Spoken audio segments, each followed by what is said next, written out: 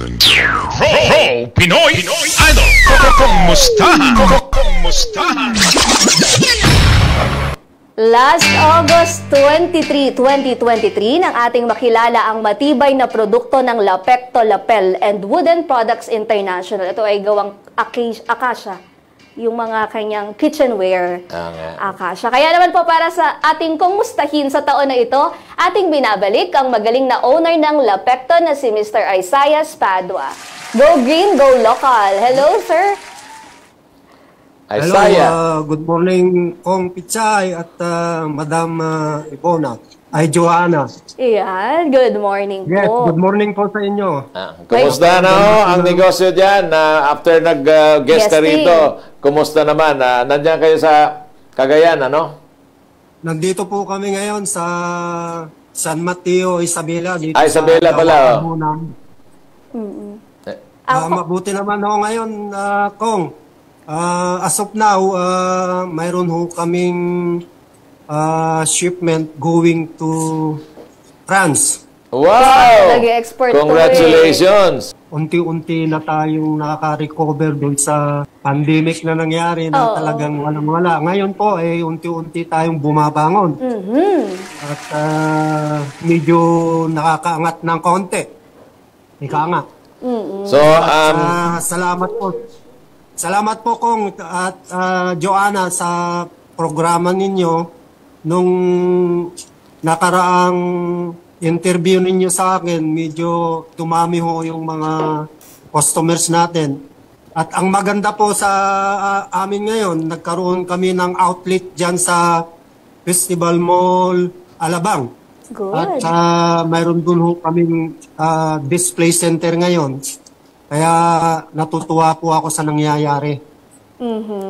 Nako, baka maubos yung kahoy dyan sa Isabela dahil sa dami ng order. Like for example, okay, tanongin kita, Isaiah, ilang containers yung ina-export natin ngayon sa France? Ano pa lang ho ito, Kong? Isang 20 lang ngayon. Isa pa? Siyempre, trial order yan. Anong produkto yung in-order nila? I think, tingin ko, salad bowl yan eh. Ay, iba-iba po. May spatula, mayroong plato, may chopping board, may konting bowl. So, iba-iba, maraming items so ang kinuha kong. Kaya, nagpapasalamat ako sa Diyos at nakakahinga ng maluwag ngayon. Yes. Hindi kagaya nung At saka salamat po sa advice mo sa akin na laban lang. Laban lang. Tuloy lang.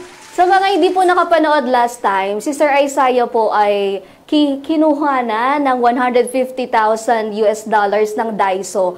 Pero since pandemic, hindi pinursu ng Daiso, Kong, 'di ba? Totoo 'yan. Hindi pinursu ng Daiso, pero nakapag-down po 'di ba sa inyo, sir, pero hindi na binayaran ng buo kasi hindi naman kinuha. Opo. Oo. Ubus na po 'yon yung mga nagawa natin for Daiso sana. As of now, may kakaunti na lang. Medyo siguro na lang yung natitira, mga 1/4 na uubos na.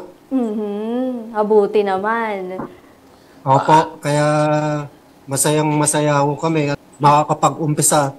I hope this 2024 will be the start of big bang for us. Yung mga tao ngayon, kailangan din magkatrabaho kaya nag-uumpisa kami ngayon para mabuo ulit yung magandang mga trabaho namin. Kasi last 2 years, medyo kumunti ho yung tao.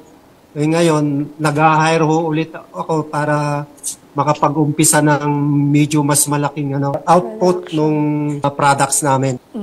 Hindi lang ho ngayon Kong, yung ginagawa namin, hindi lang pang-export, pang-local pa. Yes. Kaya maganda ho ngayon yung nangyayari. Di ba yung byproduct nyo, sawdust, di ba? Opo. So anong ginagawa mo ngayon sa sawdust?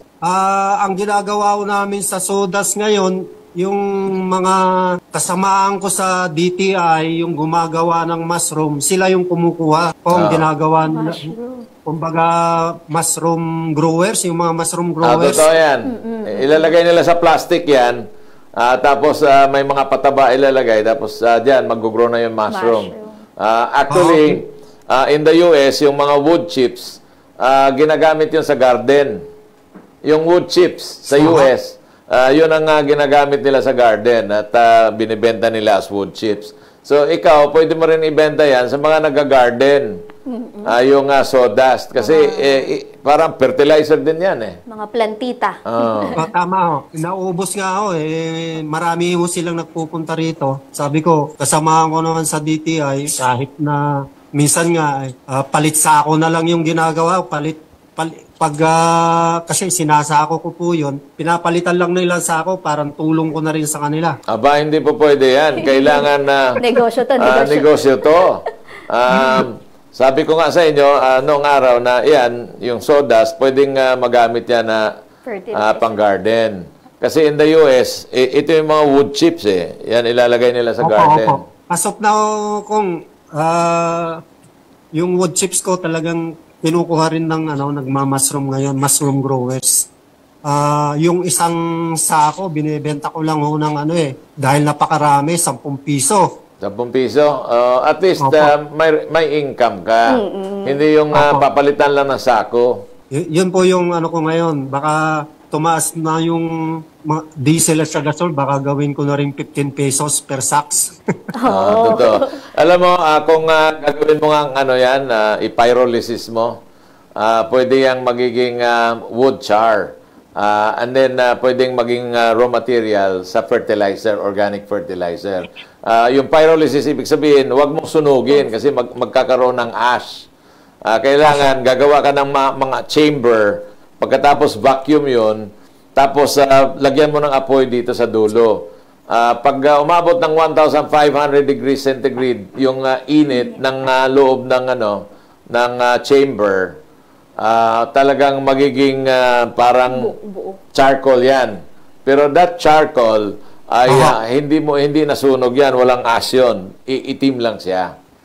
Yun, magandang raw material yan. Kasi sawdust yan, magandang raw material yan para sa fertilizer. Parang humus yun.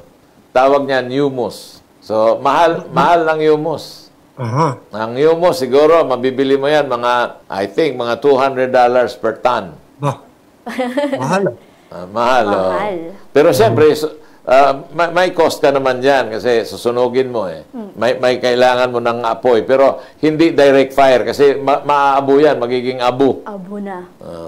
Pyrolysis pala. So, kailangan ho nun, kailangan din ng kailangan din dyan ng, kumbaga, machinery. Hindi na. Bumili ka na lang ng drum. Yung mga drum. Opo. Basta may takip lang yun, drum. Di ba may mga takip yan. Pero kailangan may konting chimney para naman lalabas yung yung usok. Yung moisture ba? Opo. Yung usok na may moisture lalabas. And then at a certain point in time, iitim yan. Pero hindi mo natanggal yung oxygen doon. So, naging interesado si sir. Magandang idea. Ang tawag niyan, humus. Humic. Or biochar. Ang tawag niyan, biochar. So, magkano ang bintahan niyan, kamong ko? Mga $200 per ton. 20 cents. $200 per ton? Ayos yan eh. Gusto nito ni Sir Isaiah. Subukan. Ngayon, pwede mo ring, aside from that, siyempre may mga rice mill dyan, no? Yung rice husk, pwede mo rin gawing biochar. Biochar din. Mas maganda yung rice husk na gawing biochar. Pero yan, pwede na rin. So, maganda mag-mix. I-mix mo para mas maganda. Sige po, tatandaan ko po yan at gagawin ko nga yan para makita ko kung ano yung lalabasan. Okay.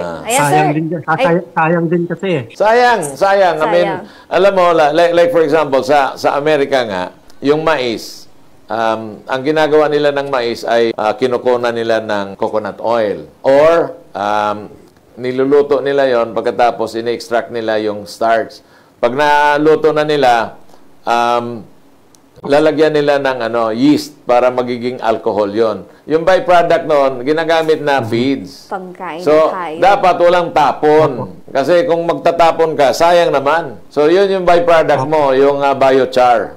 Opo. So, maganda po yan. And one thing more po, dito sa Isabela ngayon, dinidisseminate po rin yung pagtatanim nung agarwood. Nako, napakamahal ng agarwood. Alam mo ba, yung agarwood umaabot ng 3 million a kilo. Kaya lang yung agarwood, kailangan saktan mo para nasugatan yung puso. Pag nasugatan yung puso, magsisikret yan ng resin. Na yon ang 3 million pesos in Malaysia per kilo. As of now, kung mayroon na akong malalaki ngayong agarwood, nasa 150 na po yung tanim kong agarwood na kasinlaki ko na. Uy. Alam mo, kailangan bagay na bagay yan sa Isabela dahil dinadaanan ng bagyo yan. Pag nadaanan ng bagyo at may naputol na branch, yung sinugatan mo yung puso niya. So ngayon, magsisikret yan ngayon. Magsisikret ngayon yan ng resin na napakabango. Oh, ganun pala. Pag ang babae ay sinaktan mo, magsisikret yan ng napakabango. Napakabango. Yung may bago kasing technology ngayon, yung susugatan mo siya, tapos lalagyan mo ng fungal inoculant para makabuo siya ng agarwood. Isipin mo, nagtanim ka, tapos susugatan mo. Grabe naman. Yan lang yung plant na gustong masugatan. Para magiging mahal. So, ang presyo sa Malaysia niyan is around 3 to 4 million pesos a kilo. Wow. Pag nabuo yung 150 na trees ko, malalaki na. Bibigay ko po sa Puro Pinoy yung mga 2 puno. Damihan mo yan kasi pag wild kasi yung agar, bawal magputol. So in other words, magtanim ka, i-register mo sa DNR para nang sa ganon, pag nag-harvest ka, sabihin mo, tinanim ko yan May papel. Kasi pag wild, hinuhuli nila Kompleto ako, Kong. May certificate, wildlife culture permit po yung mga seedlings na tinanim ko. Very Galing good. DNR. Basta alam mo na pag kung paano sugatan yung puso, para naman magsikret ng bangong resin. Opo. Huwag mo lang sugatan yung mga mahal mo sa buhay. Yun Iba lang. na yun.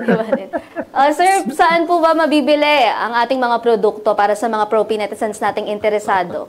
Well, sa ngayon po, pwede kayong pumunta sa Festival Mall, 3rd floor sa Chatuchak. Hanapin lang po ang Lapicto Lapel Paper Machine Wooden Products International. Sa Alabang lang ho yan, Festival Mall. Mayroon ho kaming outlet doon. And dito po sa factory namin, dito sa San Mateo, bagong sikat San Mateo, Isabela, nandito po yung gawa namin. Pwede ho kayong direct na pumunta rito or hanapin lang po yung website namin, www.lapectolapel.com, and sa Facebook page ho namin, lapectolapel at gmail.com. So, madali lang pumunta lang ho kayo sa website namin, makikita na po ninyo lahat yung products namin doon. At lahat na information. So, salamat po. Magandang umaga sa inyong dalawa, Kong Pichay at Ma'am Joanna, na inimbitahan ninyo ako ngayon dito. At dahil po sa DZMA, sa programin nyo, Pro Pinoy, naging popular ho ang Lapicto Lapel. Hindi lang po rito sa buong Pilipinas, kundi worldwide na ho siya.